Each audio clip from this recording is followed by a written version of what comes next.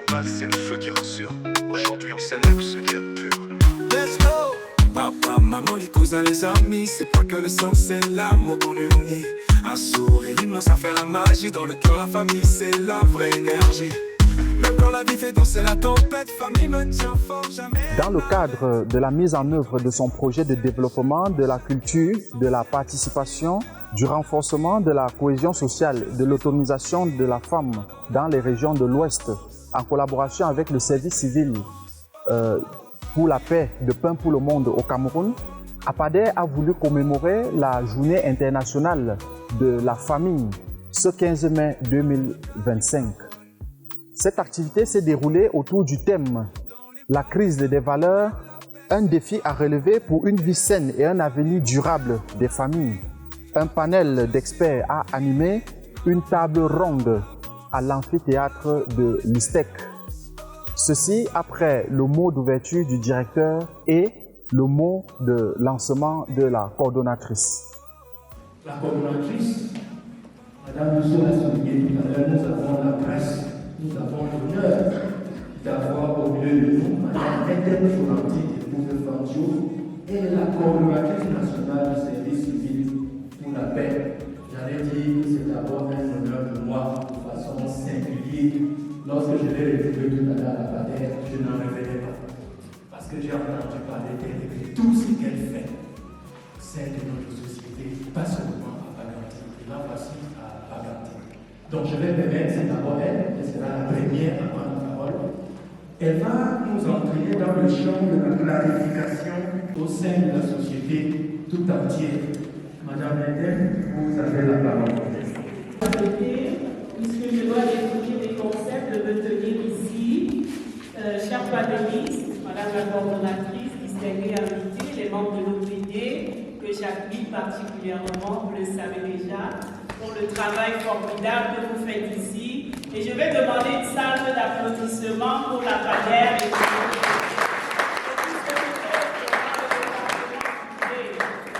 chers jeunes, c'est un plaisir et un honneur. Je sais que récemment, vous avez eu ici une causerie éducative sur l'utilisation des réseaux sociaux.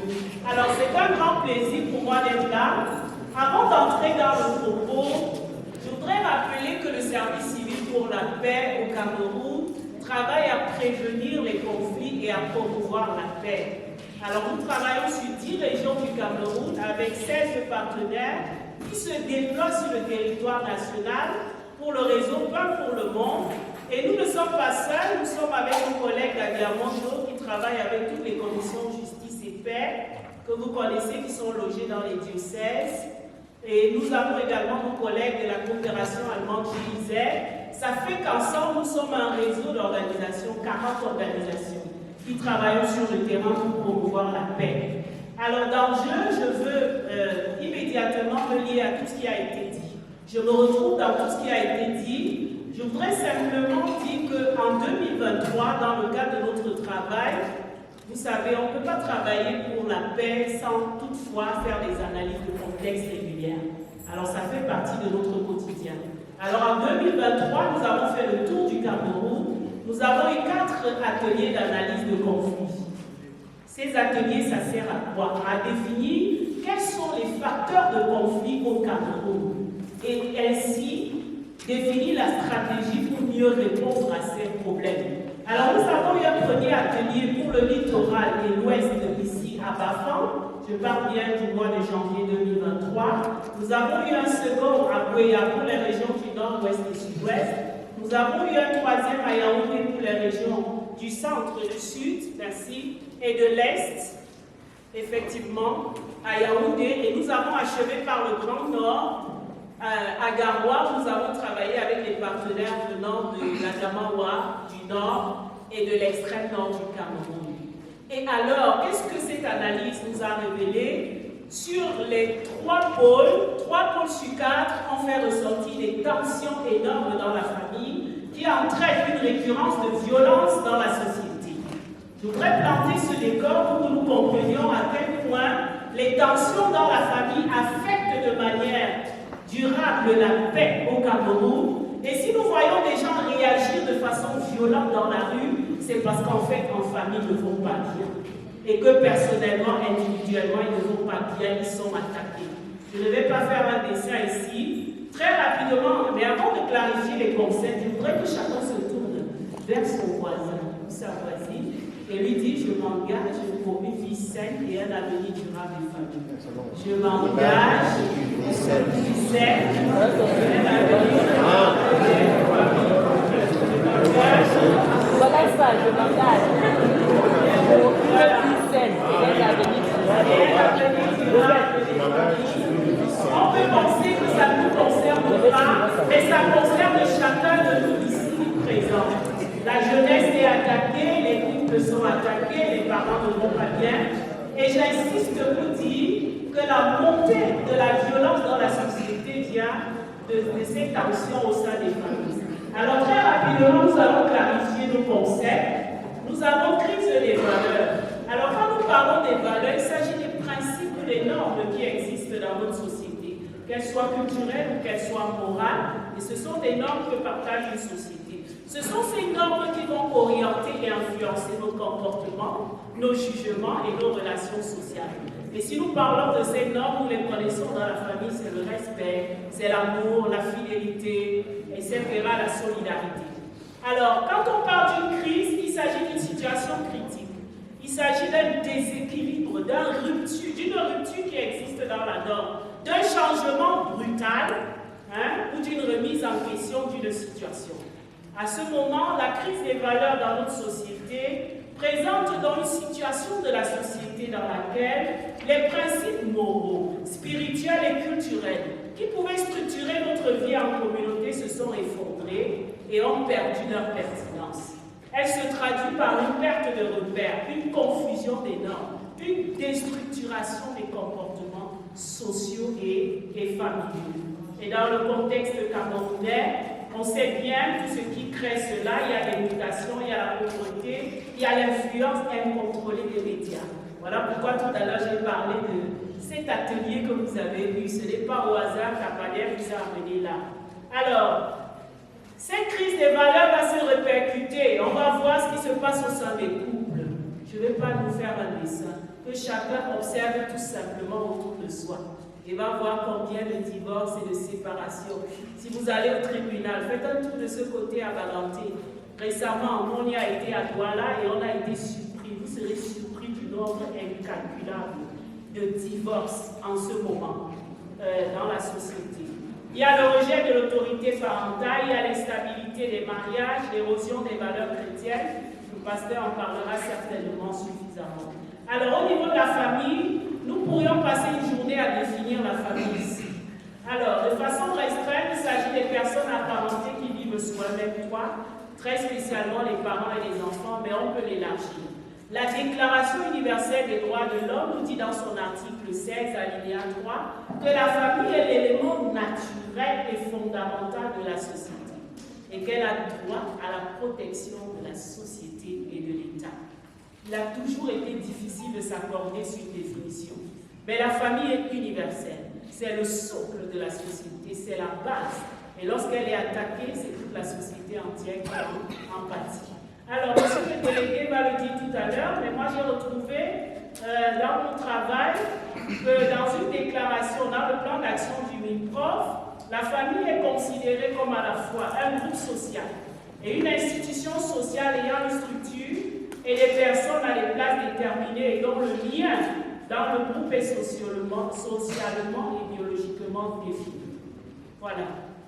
Quand on parle donc d'un avenir durable des familles, il s'agit de quoi? Il s'agit donc de la capacité des familles à se projeter dans le futur, de manière stable, de manière harmonieuse, de manière structurée et transmettant les valeurs essentielles aux générations futures.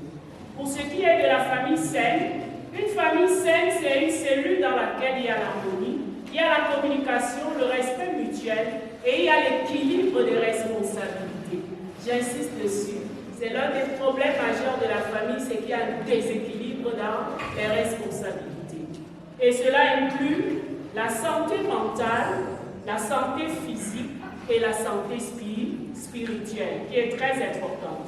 Alors, ce qu'on constate, c'est qu'une famille saine, normalement, elle doit être une famille dans laquelle les conflits sont gérés de manière avec sagesse et avec le dialogue et la communication.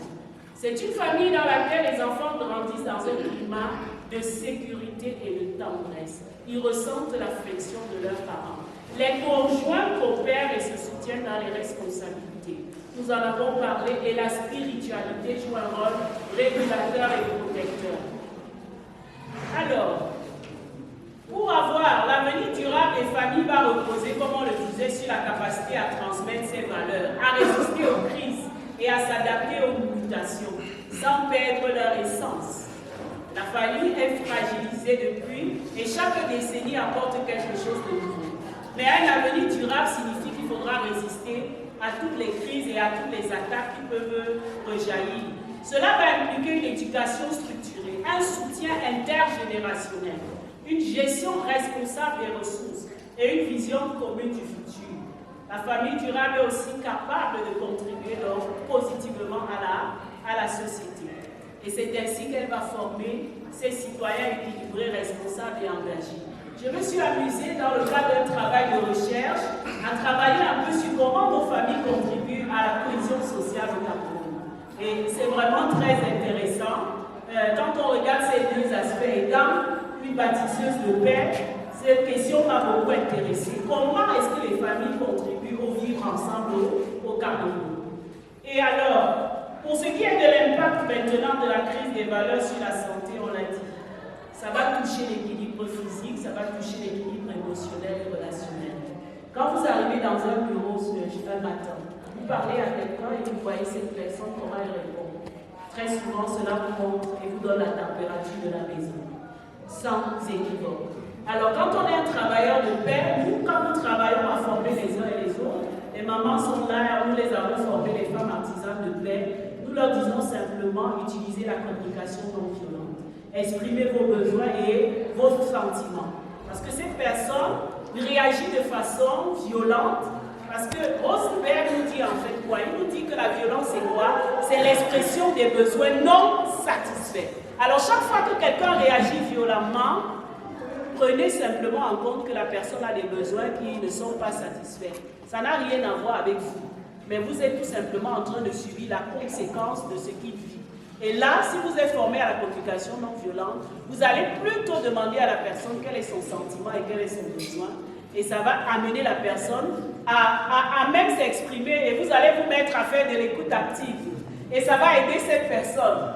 Voilà. Alors, pour l'impact, nous l'avons dit, dans la santé mentale, nous avons parlé des tensions dans le foyer. Nous avons parlé du stress lié à l'instabilité conjugale, la violence verbale, physique, psychologique, sexuelle. Ça va entraîner la dépression, les troubles et tout ce qu'on voit chez les enfants qui vont se manifester à l'école. Je pense qu'on a des enseignants ici. On va voir que la plupart des problèmes qui arrivent à l'école avec les enfants sont liés à des conflits qui sont en famille. Et que les enseignants, en utilisant le fouet, ce n'est pas la réponse. Il faut plutôt répondre aux besoins de ces jeunes. Donc il y aura des effets aussi sur la santé physique. La malnutrition, les enfants manquent de suivi médical. Et aujourd'hui, nous avons une pléthore de familles monoparentales. Famille monoparentale, c'est-à-dire il y a un seul parent qui prend charge des enfants. Et ça devient dramatique et inquiétant. Alors imaginez le poids sur un parent, une maman ou un papa qui se retrouve avec les enfants tout seul et l'autre conjoint n'est pas là. Alors que l'Éternel lui a prévu l'équilibre, le père et la mère. La santé sociale. On va voir que la plupart du temps, ces enfants qui sombrent dans la drogue, dans la délinquance ou dans la prostitution, vivent en fait des situations familiales très difficiles. Alors nous ne sommes pas là, nous ne devons pas les juger, nous ne devons plus que les accompagner. Et nous allons voir que lorsque les familles sont désintégrées, le tissu social est aussi fragilisé. Et comme je le disais d'antan, nous, au niveau de notre travail pour la paix, nous avons constaté une montée de la violence dans la société camerounaise en général. Et cela est dû très souvent à l'éducation des enfants perturbés, les valeurs fondamentales qui ne sont plus là. Nous avons une génération de jeunes. Aujourd'hui, l'éducation parentale a des nouvelles normes. Vous ne pouvez plus éduquer votre enfant comme on l'a fait dans les années 70, c'est impossible. les gens n'arrivent pas à s'arriver. Le tissu économique aussi va être affecté. Absolument. Les foyers précaires, ça entraîne également un tissu économique qui est fragilisé et nous allons voir absence de modèles familiaux. Vous êtes autour de vous et vous ne voyez aucun couple qui va bien. Alors quand vous grandissez, vous n'avez même pas envie de vous marier. Et lorsque vous vous mariez, vous commencez à reproduire les mêmes modèles que ce que vous avez vu. Donc nous n'avons plus les modèles. C'est la conséquence aussi de cela. Et ça va compromettre effectivement la capacité des jeunes à construire la nation. Nous savons que 50% de la population du Cameroun, c'est entre 18 et 25 ans. 15 et 25 ans d'ailleurs. Alors, si ces jeunes sont dans la violence et qu'on ne trouve pas des mesures, quel est l'avenir de cette nation? Nous pouvons nous poser des questions. Et voilà pourquoi ça nous concerne tous. Voilà, je vous remercie pour ce propos et votre écoute.